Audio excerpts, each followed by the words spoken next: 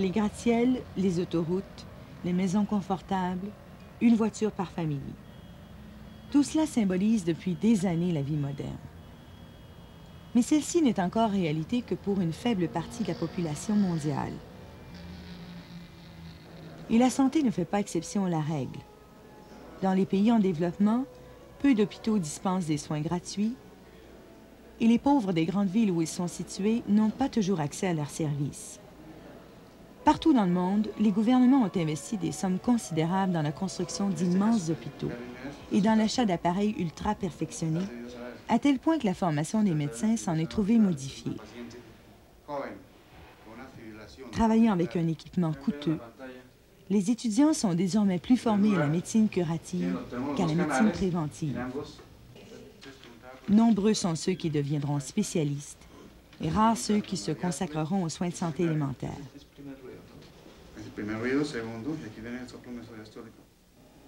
À titre d'exemple, ce rein artificiel coûte plus de 10 000 $ et requiert la présence permanente d'une infirmière. D'où la question d'utilisation des ressources. D'une part, une technologie très avancée et un nombre personnel hautement qualifié pour sauver quelques vies. D'autre part, peu d'argent et peu de gens compétents pour dispenser les soins médicaux de base à travers le monde.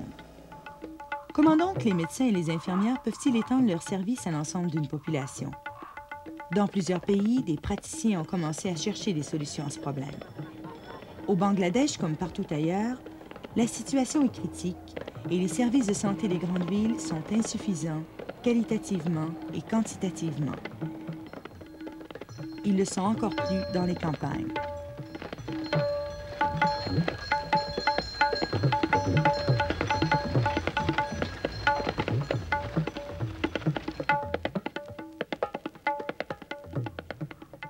Dans le district de Noakhali, le centre de santé n'a que 3 médecins pour desservir 120 000 habitants. Ils font un travail énorme, certes, mais ils ne soignent que les malades les plus gravement atteints. Ils se rendent fort bien compte qu'un seul hôpital de district ne suffira jamais. Et comme la bonne santé relève plus de la médecine préventive que curative, ils sont aussi conscients que cette tâche pourrait être confiée à d'autres personnes qu'aux médecins et aux infirmières.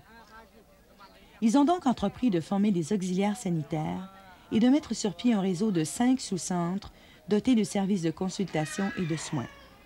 Il y a ainsi un dispensaire dans un rayon de 2000 de chaque foyer. Les sous-centres sont dirigés par une aide infirmière, secondée par le personnel des dispensaires, qui est formé en 5 semaines au traitement de maladies telles que le paludisme. Par ailleurs, un service spécial fonctionne pour les enfants de moins de 5 ans afin d'établir leur dossier médical et de les vacciner.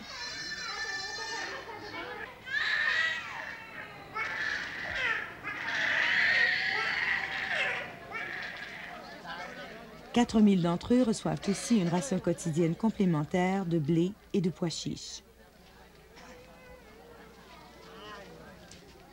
Les auxiliaires font en outre des visites à domicile pour conseiller les femmes en matière d'alimentation, de vaccination et de planning familial.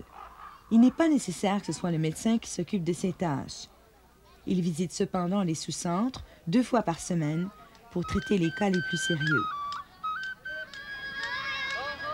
La santé est un domaine qui ne peut faire l'objet d'une recherche isolée, car elle est reliée à tous les aspects du développement, à l'hygiène, comme à l'approvisionnement d'eau potable, et surtout à la production alimentaire.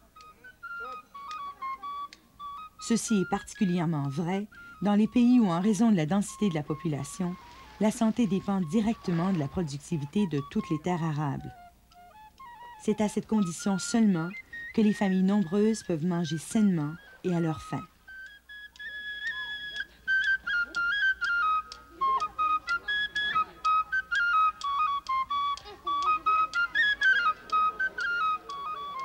Quel devrait donc être le cadre des attributions d'un auxiliaire sanitaire? La réponse varie d'un pays à l'autre et même à l'intérieur d'une nation. À Panama, par exemple, 9000 petites communautés sont éparpillées dans les montagnes ou le long des rivières qui sillonnent la jungle. Aussi bien chaque groupe doit-il organiser les services de santé selon ses propres besoins. Dans un village près de Colomb, on a commencé par faire une enquête dans chaque famille pour recueillir les coordonnées de chaque habitant, en particulier sur l'état de santé et la croissance des jeunes enfants.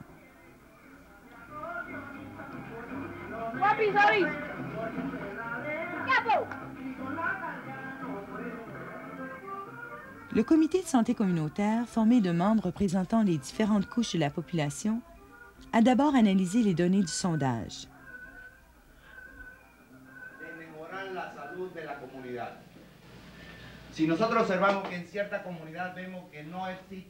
Puis il a réuni toute la communauté pour lui exposer la situation et recevoir ses requêtes et ses propositions. Tous ensemble, ils ont mis au point un programme de santé communautaire. Il fut décidé notamment, en collaboration avec les administrateurs de l'hôpital et le responsable de la santé publique dans la province, de nommer et de former un auxiliaire sanitaire. C'est Marciana Roirado qui a été choisie, car les gens savaient qu'elle pouvait faire le travail. Marciana fait son stage au centre sanitaire du district où elle retournera chaque semaine pour se perfectionner et se procurer du matériel et des médicaments.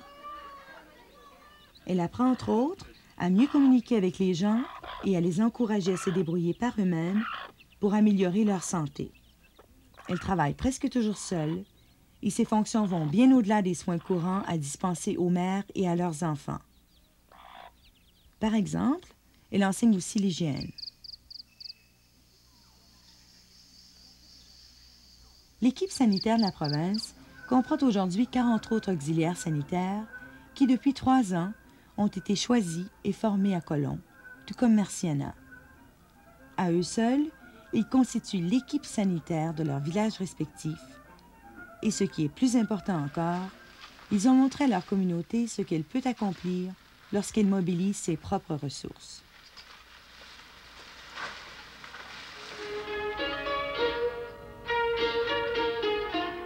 Au nord-est de la Thaïlande, la faculté de médecine de l'université Khon Kaen a demandé à 16 provinces d'enquêter sur les besoins sanitaires essentiels de leur population.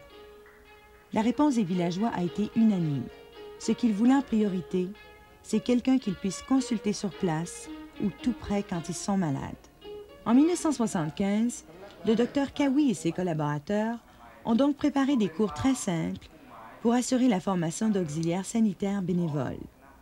La formule adoptée par la Thaïlande diffère de celle du Bangladesh et de Panama. Recrutés chez les agriculteurs, les auxiliaires sanitaires ne travaillent qu'à temps partiel. Les sessions sont courtes, 2 ou 3 semaines seulement, mais il y en a plusieurs, échelonnées sur une période de 2 ans. L'université fait de son mieux avec l'équipement traditionnel dont elle dispose, mais il lui faudrait un matériel didactique plus approprié à cette nouvelle catégorie d'étudiants. La série complète de cours accélérés devrait néanmoins permettre de former un auxiliaire sanitaire de village au traitement des maladies courantes. Par exemple, M. Michai, un fermier qui habite à 80 km de Khon Kaen, sait aujourd'hui non seulement soigner la malaria et la diarrhée, conseiller les villageois sur l'alimentation, le planning familial et la lutte contre les parasites, mais aussi reconnaître les cas graves et les diriger vers le médecin. Les villageois apprécient son travail et lui ont même construit une petite infirmerie.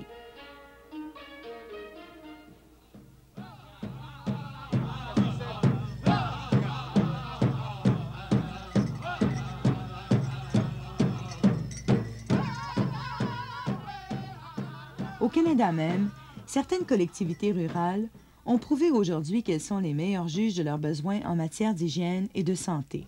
Un groupe de chefs indiens a déclaré aux représentants du ministère de la Santé que la meilleure solution résidait dans l'éducation sanitaire. La santé n'est pas qu'un élément de la vie humaine, ont-ils affirmé. Elle intervient dans tous les domaines, depuis l'emplacement d'une maison et l'approvisionnement d'eau potable jusqu'à l'alimentation quotidienne. En 1964, le gouvernement du Canada lançait un programme de formation d'agents de santé communautaire à Fort Qu'Appelle, en Saskatchewan. Une des premières diplômées, Eugénie Lavallée, a travaillé dans sa propre réserve à Payapot. Comme elle nous le dit elle-même, elle a dû aborder les sujets les plus variés. La minute que j'ai reçu mon diplôme à Fort-Capelle, ça a été la première chose que j'ai faite. Il fallait que je parle au chef et à l'infirmière. Et pour sûr que c'était une bonne infirmière, ça, je peux bien le dire parce qu'elle était là. Si j'avais une réunion, elle était là. Et cela me remontait parce que même si je suis d'ici, j'étais pas rassurée. Il me fallait quelqu'un pour me donner du courage. Je marchais par saison. En hiver, c'était les accidents. Au printemps, les rayons X pour la tuberculose et des trucs comme ça. Mais je m'occupais surtout de tout ce qui se rapportait à la santé. Maintenant, je peux dire que j'ai réussi. J'ai arrêté l'année passée, pas riche pantoute, mais avec des tas et des tas d'amis. Maintenant retraitée, Eugénie est encore très active dans la communauté à titre de membre du conseil de bande et de la commission scolaire. C'est Violette Payapotte qui lui a succédé au sein de l'équipe sanitaire. Violette travaille en étroite collaboration avec une infirmière qui visite régulièrement le dispensaire et s'occupe de la vaccination.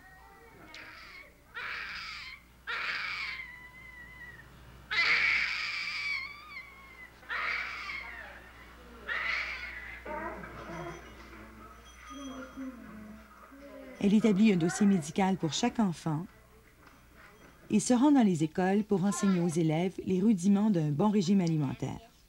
Oranges. Oranges. You drink all the milk? Huh? Number 6. Daily? Irma, you drink all the milk? Yeah. Cherries are not good for us. I eat grapes. Les visites à domicile et les longues conversations avec les gens dans leur propre langue cri sont une part importante du travail d'un agent de santé communautaire. Il faut dire que les gens m'ont toujours intéressée. Je pense que c'était ça ma plus grande raison. Et à la fin, c'était vraiment une des choses que j'aimais le mieux, visiter le monde. On causait de n'importe quoi. J'étais jamais pressée avec eux, sauf quand c'était urgent. En arrivant, par exemple, je leur donnais un petit bonjour et on discutait des fois des étoiles ou d'autres choses. De n'importe quoi. C'est une manière de briser la glace, d'y aller doucement. Et puis, je leur donnais la date de la clinique, je la marquais sur leur calendrier, puis d'autres petites affaires de même, pour pas qu'ils oublient. Enfin, tu sais, ce que je voulais avant tout, c'était de les mettre à l'aise, de les mettre en confiance.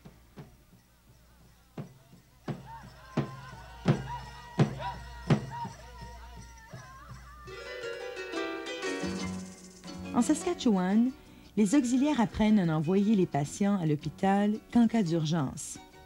Au Venezuela, ces recommandations sont superflues. Les hôpitaux sont trop éloignés. Bien que les déplacements soient difficiles en raison des récifs et des rapides qui en parsèment le cours supérieur, l'Orénoque reste la principale voie de communication dans le sud du Venezuela.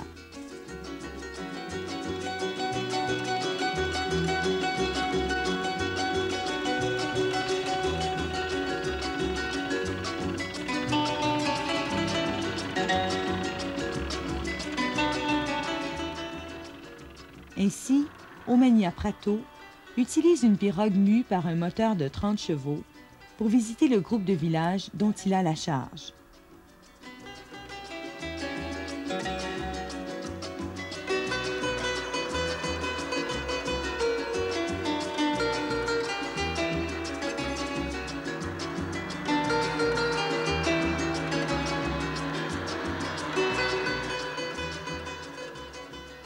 Sa formation a duré 6 mois et il a besoin de toutes les connaissances acquises pendant le stage pour pouvoir se débrouiller seul, car l'étendue du territoire ne permet pas à une infirmière d'exercer la supervision régulière prévue à l'origine.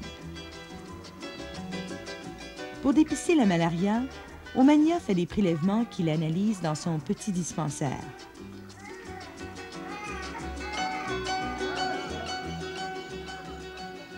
Il visite aussi tous les foyers dans tous les villages.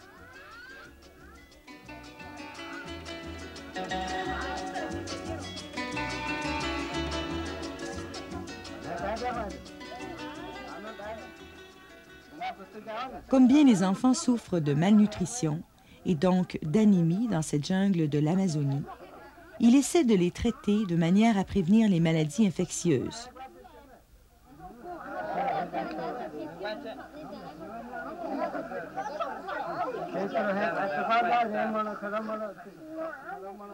De retour à son village natal, il réunit la population pour leur parler d'hygiène.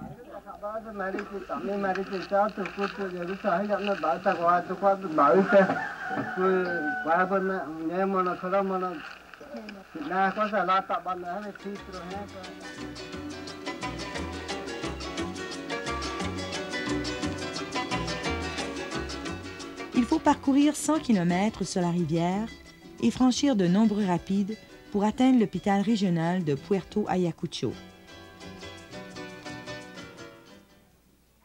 Aussi n'y transporte-t-on que les cas très urgents. Par exemple, un enfant qui a besoin d'une transfusion sanguine ou un prématuré.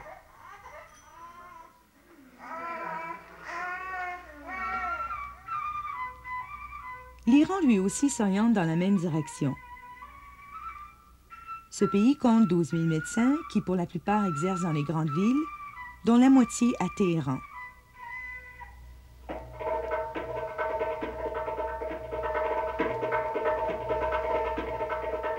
Pourtant, 20 millions d'Iraniens vivent à la campagne dans des conditions difficiles et il existe environ 20 000 villages de moins de 100 habitants.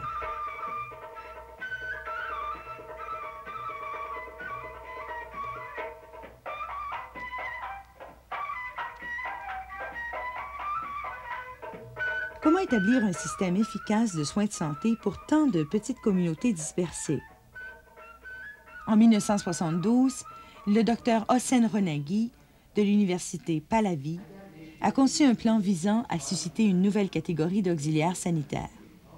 Notre idée, c'était que les villageois assurent eux-mêmes les soins essentiels, qu'ils soient formés sur place et répartis dans les villages pour travailler comme auxiliaires sanitaires.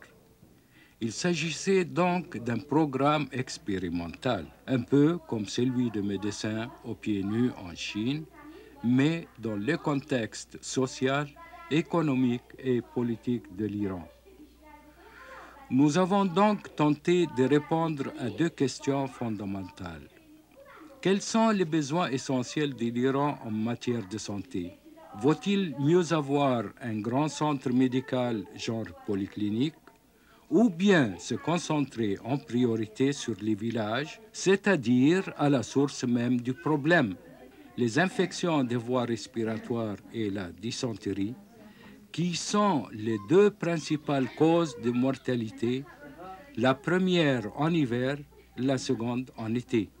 En faisant porter tous nos efforts sur ces deux maladies et sur l'alimentation des enfants, nous avons sans aucun doute grandement contribué à améliorer la santé publique. Madame Bordard est au nombre des 46 villageois, sachant lire et écrire, qui ont été choisis dans la province de Fars pour suivre un stage de 6 mois dans un centre de santé. Revenue dans son village, elle visite les foyers pour les conseiller en matière d'hygiène et de santé.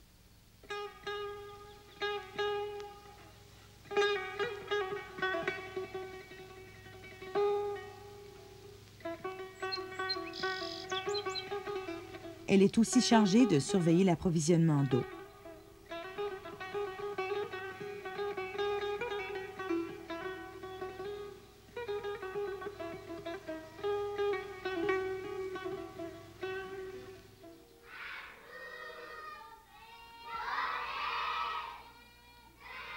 Madame Bordard a foi en l'éducation pour tous les groupes d'âge, mais surtout pour les enfants. Aussi se rend-elle souvent dans les écoles pour enseigner aux élèves de bonnes habitudes sanitaires. Il y a en Iran 12 000 médecins seulement pour une population de 33 millions d'habitants. Même si nous avions assez de médecins, même si nous en avions 60 000, ils ne pourraient pas faire ce genre de travail dans une communauté de 100 personnes. Alors, il n'y a pas d'autre solution que de créer un type de travailleur socialement, économiquement et mentalement adapté à ce genre de collectivité.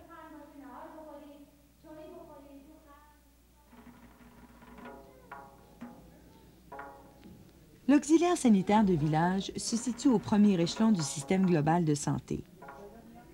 Viennent ensuite le bédard, dont la formation a duré 4 ans, puis le médecin du centre de santé et enfin l'hôpital, comme l'explique le docteur Renagui.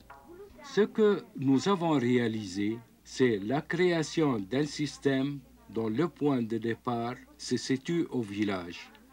Un système où des auxiliaires sanitaires du village même s'occupent des mesures préventives et de certains traitements thérapeutiques dans les cas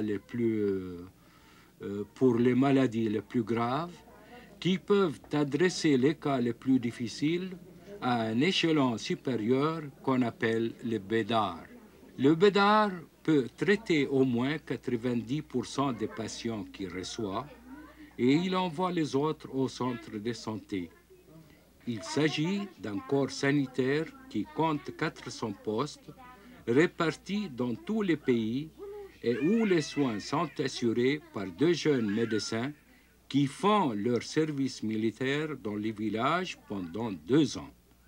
Lorsque des cas particulièrement difficiles surviennent, ce qui ne représente pas, je dirais, 1% des patients, nous pouvons les envoyer à l'hôpital universitaire et ce système intégré qui fait appel à l'auxiliaire sanitaire des villages, au bédard, aux médecins et à l'hôpital universitaire constitue un système de santé complet pour toute la nation.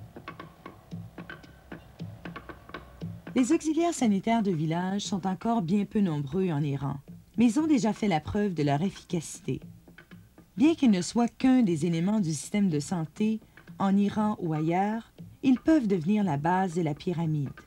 Pour que cette structure soit solide, il faut établir des mécanismes qui permettent à chaque échelon supérieur d'exercer un contrôle sérieux sur l'échelon inférieur. Et il faudra également que chaque travailleur, à quelque niveau qu'il se trouve, puisse proposer tout changement qu'il juge susceptible d'améliorer l'édifice tout entier. C'est justement parce que les auxiliaires sanitaires de village sont au contact immédiat de la population que leur voix doit être entendue. Ce ne sont là que 6 variantes du système de santé en milieu rural. En s'inspirant de leurs propres traditions, d'autres pays inventeront d'autres solutions, mais toujours pour atteindre le même but, le bien-être de leur population.